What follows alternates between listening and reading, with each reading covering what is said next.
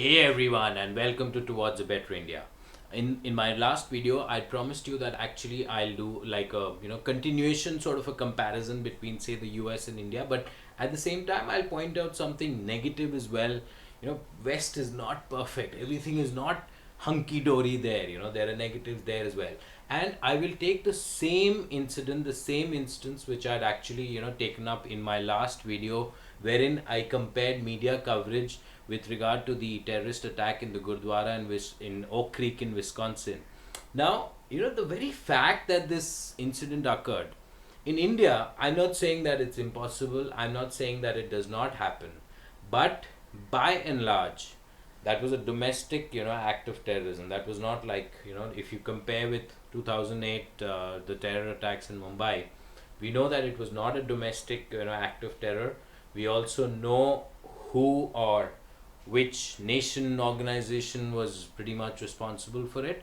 So therefore, you can't compare those two. But what the point I'm trying to make, because that was a domestic, the point I'm trying to make here is that this large scale, ownership of guns, you don't see that in India. And I simply cannot accept this kind of large scale weapon ownership and this entire gun culture in the US. I find it extremely difficult to understand, to fathom, to accept that, you know, weapons per se, I think they need to be handed out to individuals extremely judiciously.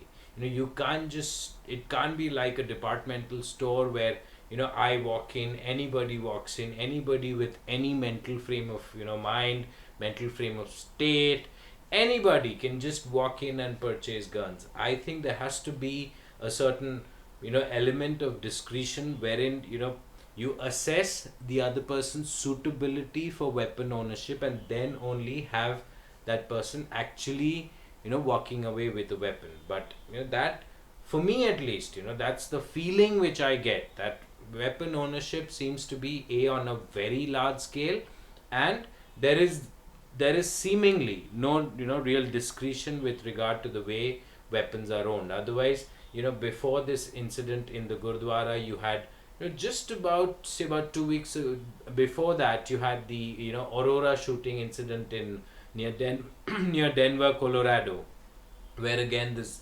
masked guy just walked into a theater where The Dark Knight Rises, the latest Batman film, was playing. Just random shootings. Before that, you had this Virginia Tech incident. There have been many such incidents where mass shootings seem to have become somewhat of a norm. So this is something which is really, I think, very negative in that culture, and that is something obviously definitely not there in this culture, and that's something we are most best off, not even better off, we are best off without it. So let's ensure that we never get to that state.